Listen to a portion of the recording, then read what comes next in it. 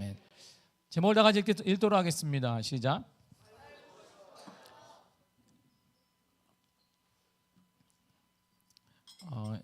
시인인 유시야 시인의 여우사이라는 시가 있습니다. 여우사이라는 시를 한번 다 같이 읽어볼까요? 시작. 나무와 나무 사이, 섬과 섬 사이, 사람과 사람 사이, 어디에나 사이가 있다. 여우와 여우 사이, 별과 별 사이, 마음과 마음 사이, 그 사이가 없는 것으로 가고 싶다. 물과 물고기에는 사이가 없다. 바다와 파도에는 사이가 없다. 새와 날개는 사이가 없다. 나는 너에게로 가고 싶다. 사이가 없는 그곳으로. 유시야 시인이 쓴 거예요. 늘상 인간들에게는 사이가 있다는 거예요. 감격이 있다는 것입니다. 이 여우사이라는 시는 뜻은 이겁니다. 여기서 우리 사랑을 얘기하자. 여우사이예요. 그게. 여기서 우리 사랑을 이야기하자, 이런 뜻입니다. 이스라엘과 하마스 전쟁이 한 달이 넘었습니다. 특히 이 전쟁에서 어린아이들이 많이 죽어가고 있습니다. 민간인의 사망자 수가 많이 늘어나고 있습니다. 무차별적인 폭격으로 사랑하는 사람들이 죽어가는 모습을 보면서 좌절하고 한숨 쉬는 일들이 매스컴에 자주 비춰지고 있습니다. 특히 팔레스타인 한 아버지가 폭탄으로 인해서 신체 일부가 떨어진 어린아이를 붙잡고 살려달라고, 매스컴을 향해 살려달라고, 자기 아이를 살려달라고 외치는 그 장면이 제 머릿속에서 아직도 잊혀지지 않고 있습니다. 너무 마음이 아프기도 하고 기도하게 됩니다. 또한 러시아 우크라이나 전쟁이 1년 9개월이 넘었습니다. 양국의 사망자 수 발표는 철저히 비밀이기도 하고 이들이 정확하게 발표를 하지 않고 있기 때문에 몇 명이 죽었는지 모르나 10만 단위는 좋게 넘습니다. 더욱 아픈 일은 이 전쟁이 언제 끝날지, 어떻게 끝날지 아무도 예측하지 못하고 있다는 것입니다. 이처럼 지구 곳곳에 살려달라는 비명소리가 끊이지 않고 일어나고 있습니다.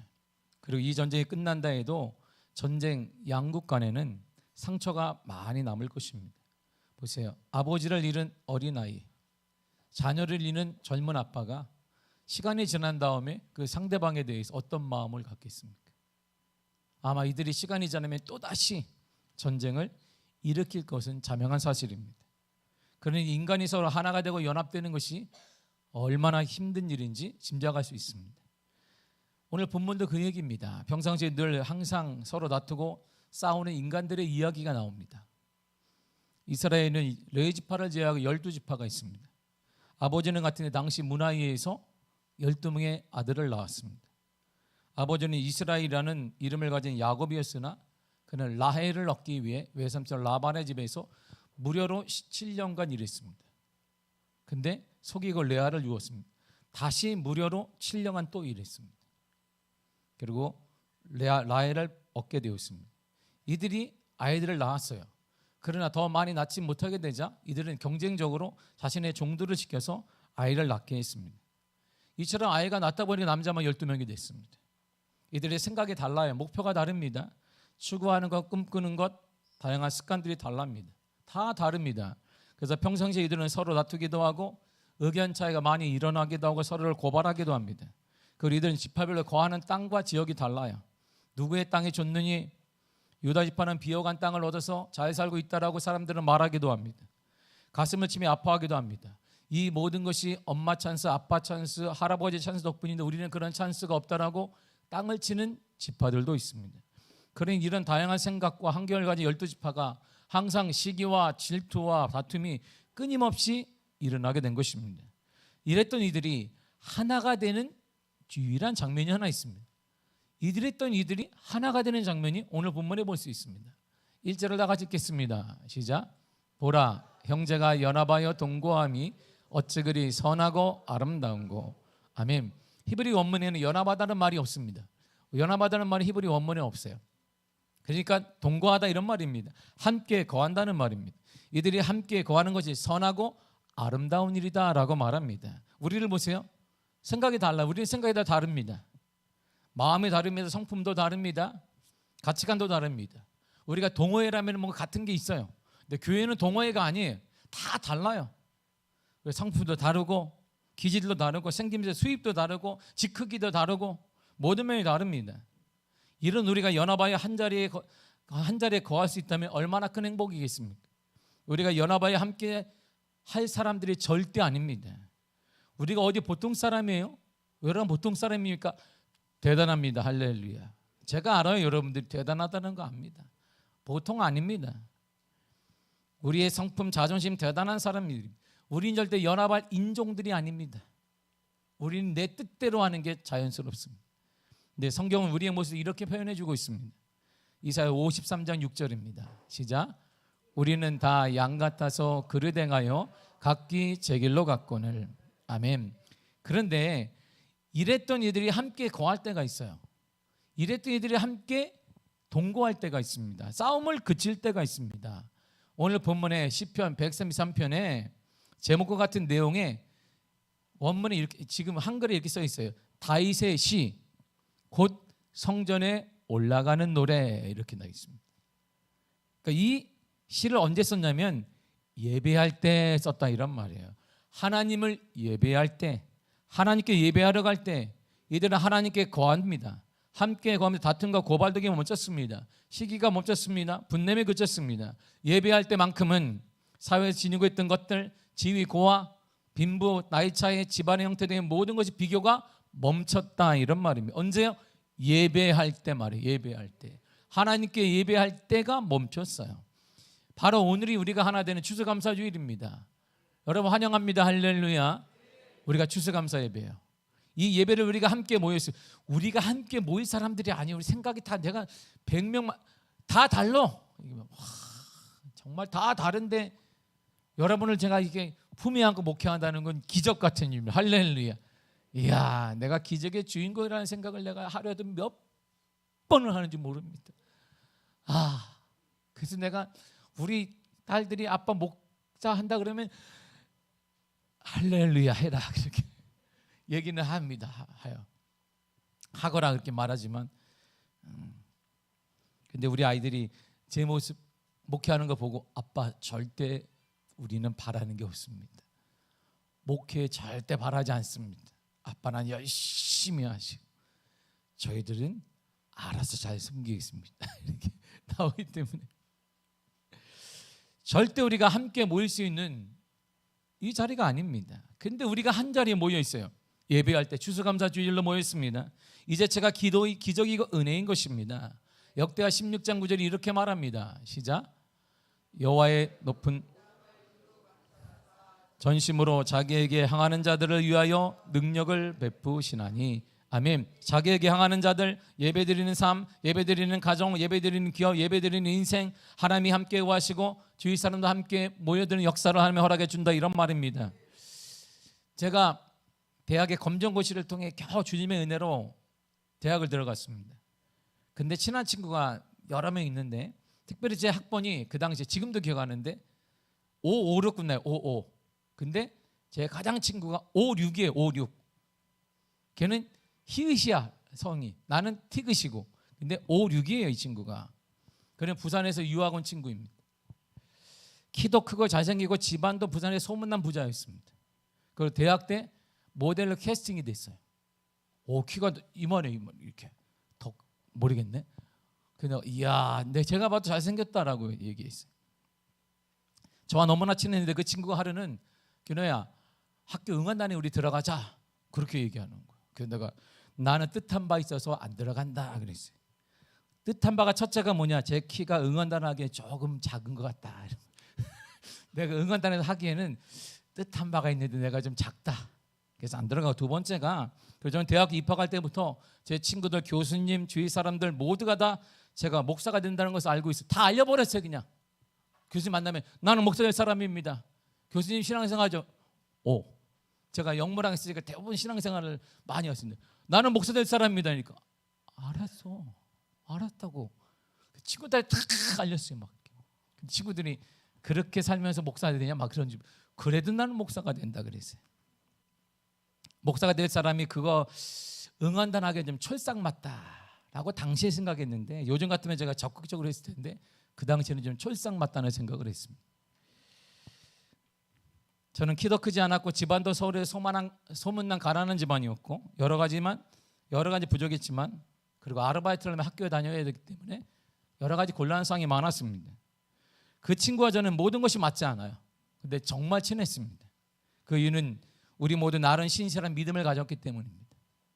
특별히 그 친구 집안에서 신실한 믿음의 가정으로 부모님이 저를 꽤나 좋아했어요. 목사님 아들내지 않니? 막 이래서, 이야, 규내야 우리 걔를 부탁한다 해서, 예 어머니 걱정하지 마십시오. 뭘 부탁해? 내가 걔한테 막 붙어서 살았는데, 예 어머니 걱정하지 마세요. 제가 잘 돌보겠습니다. 우리들은 하나님께 예배하는 사람들이었습니다. 그리고 대학 교수님 아들이 있었는데, 때때로 제 친구가 아버지가 대학 교수예요. 근데 밤 늦게까지 너네 집에 가기 싫으면 거기 잘 살아, 너희 집에 가자 그러면, 그래 가자. 가면 세수하고 칫솔, 그 당시는 진짜 칫솔 너 쓰고 나 쓰는 거지. 원래 그랬어 다. 칫솔 하나 가지고, 그래 너 내가 먼저 쓸게. 그래 너면 또 걔도 쓰고 아침에도 같은 거 쓰고 그랬단 말이야. 원래 다 그래. 안 그랬나? 나만 그랬나 봐요. 우리 친구들만 그랬나 봐. 그 당시에 다 그렇게 했어요 우리. 그냥. 근데 부모님이 너무나 반겨주었습니다. 그리고 학창 시절을 재미있게 그 친구들과 보냈습니다. 이들과 저는 여러 면의 차이가 있습니다. 많은 차이가 있습니다. 그러나 우리는 하나님께 예배하는 부모님을 둔 자녀들이었어요. 어릴 때부터 예배하는 사람들이었습니다. 제가 신대원에 입학했을 때 저희 아버지 뻘 되는 분이 함께 공부를 했습니다.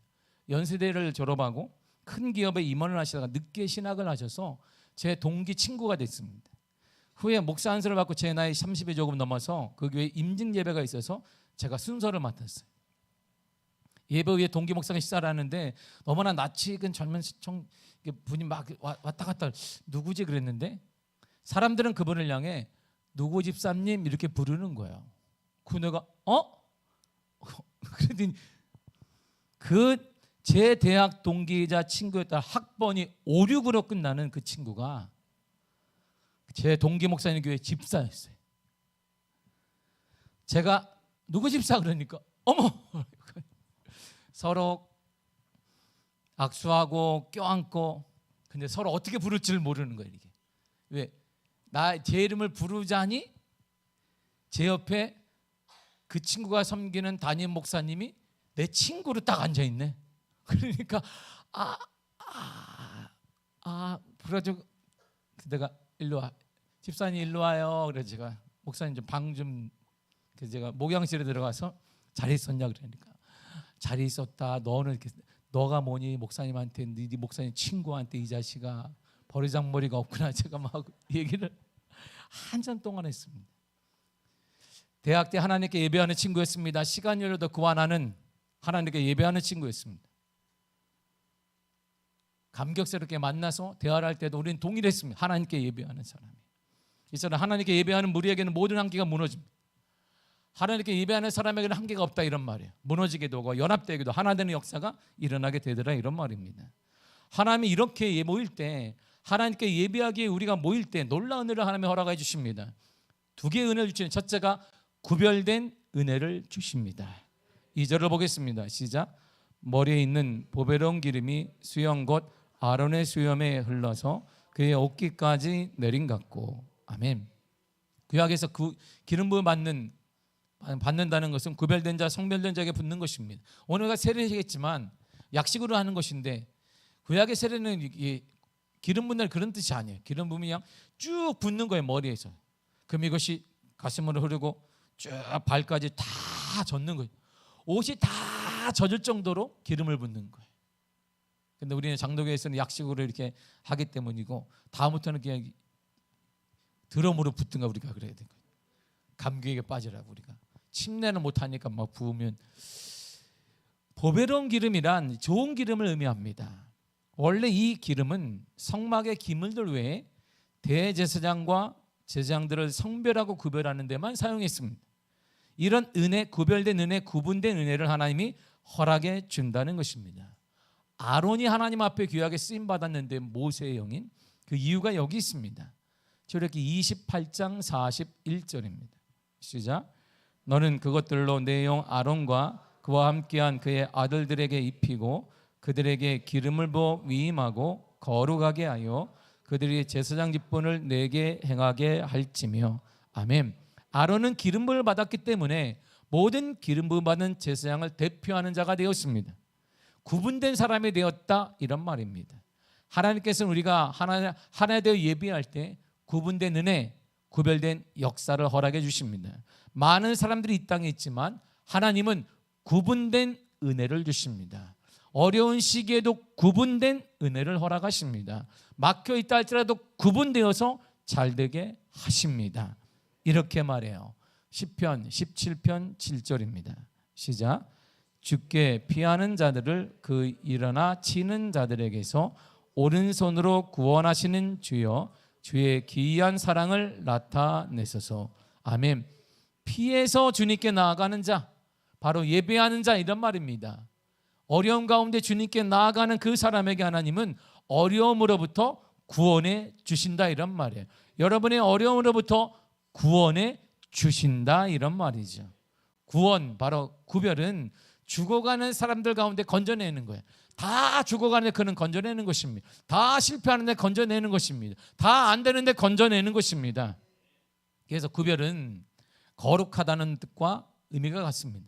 거룩이란 세속, 더러움, 죄악, 악과 같은 일상 영역에서 구별되는 것을 말합니다.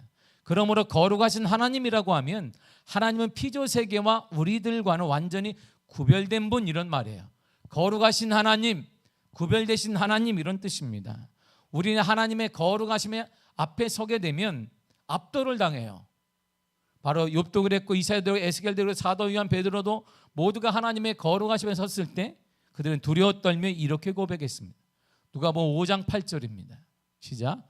시몬 베드로가 이를 보고 예수의 무릎 아래에 엎드려 이르되 주여 나를 떠나소서 나는 죄인이로소이다 하니.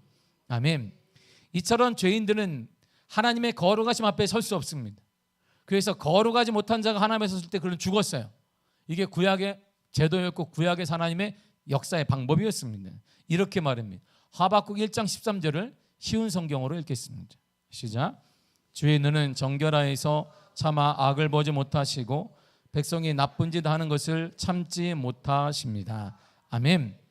주의 눈은 나쁜 짓 하는 걸, 악을 보지 못합니다. 그러니까 우리는 나쁜 짓 한단 말이에요. 죄를 보면 한단 말이에요. 그러니까 하나님은 그걸 못 본다 그랬습니다. 그래서 당연히 우리는 안 될 수밖에 없어요. 우리는 안 되고 무너지고 우리는 막히고 여러 가지 문제를 당할 수밖에 없습니다. 이렇게 죽을 수밖에 없는 우리를 하나님은 한 가지 방법으로 살려주셨습니다. 로마서 5장 10절입니다. 시작. 우리가 원수 되었을 때 그의 아들을 죽으심으로 말미암아 하나님과 화목하게 되었은즉 화목하게 된 자로서는 더 그의 살아나심으로 말미암아 구원을 받을 것이니라. 아멘. 다 멸망당할 때 살려주셨다. 어려운 시기를 지나고 있을 때 회복의 길, 형통의 길을 주셨다라는 것입니다. 안 된다고 할 때 그는 되게 하셨다, 이런 말입니다. 누구를 통해? 예수 그리스도를 통해 예수님을 예비하는 인생에게 하나님은 구별된 은혜를 허락하여 주십니다. 지금도 예수님을 예비하는 그 사람에게 하나님은 우리들에게 구별된 은혜와 선별된 은혜를 허락하여 주십니다. 다 어려울 수 있으나 믿음의 사람은 어려움 가운데 일어날 수 있고 길을 찾게 만드시며 형통의 길로 인도하여 주실 것입니다. 두 번째가 하나님은 예배하는 자들에게, 하나님을 예수님을 섬기는 자들에게 생명수를 주십니다. 3절을 보겠습니다. 시작. 헐몬에 있으리 시온의 산들에 내린 같도다. 거기서 여호와께서 복을 명령하셨나니 곧 영생이로다. 아멘. 이스라엘에 가게 되면 헐몬산이 있습니다. 헐몬산은 365일 눈이 있어요. 이렇게 중동지방에 만년설이에요. 만년산입니다. 그냥 눈 자체가 항상 있어요. 중동 땅에 무슨 만년설이 있는 헐몬산이 그런 산이에요. 이스라엘에서 가장 높은 산입니다. 365일 만년설이 있어요. 그래서 여름이 되면 녹기는 하는데 여기도 눈은 그대로 있습니다. 헐몬산의 만년설이 녹으면서 이스라엘 사람들이 마시는 물이 됩니다. 헐몬산의 만년설이 녹으면서 가축이 그 물을 마시고 농경지에서 열매를 거둘 수 있습니다. 헐몬산의 만년설이 녹으면서 요단강을 이루게 됩니다. 요단강을 이루면서 거기서 직업이 생기게 돼요. 요단강을 이루면서 거기서 고기를 잡게 됩니다. 결국 헐몬산은 이스라엘의 생명을 공급하는 젖줄입니다. 결국 그 물은 생명수예요. 모든 만물을 살게 하십니다. 우리의 피폐한 인생도 하나님은 살게 하십니다. 우리의 가정도 주님이 살게 하여 주실 것입니다. 살려주십니다. 여러분을 살려주실 것입니다. 여러분의 가정을 살려주실 것이고 여러분의 일터를 살려주십니다. 여러분의 진로를 하나님이 열어주실 것입니다. 여러분의 질병을 치유하여 주실 것입니다.